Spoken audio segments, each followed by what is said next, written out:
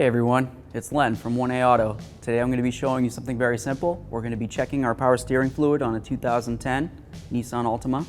It's going to be very simple. I'm just going to walk over here. We're going to put on our safety glasses. Safety first at 1A Auto. This would be your power steering reservoir. There's a couple things that you want to take note of. First of all, you want to know what kind of fluid you're going to need in case you do have to add. You want to add the manufacturer specified fluid. You're also going to want to note that there's different lines here. It's very simple to read. There's a cold level, there's a hot level.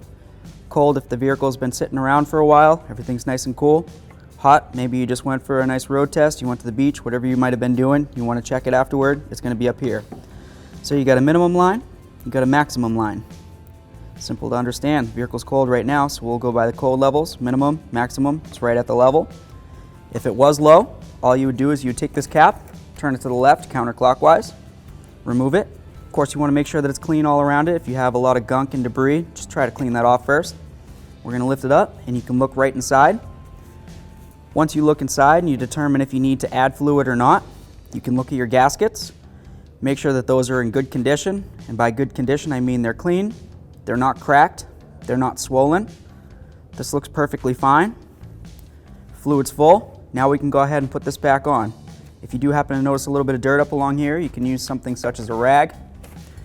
Never use your bare fingers. You don't want to get any type of chemicals on your skin. I'm just going to go ahead and put this back on. There's little tabs. They're going to line up with these holes. Just clip it in, turn it. You can feel that it's not turning any further. Clean up any excess fluid or whatever you might have spilt. And now we've completed checking out our power steering fluid. Thanks for watching. Visit 1AAuto.com, your place for DIY auto repairs, for great parts, great service, and more content.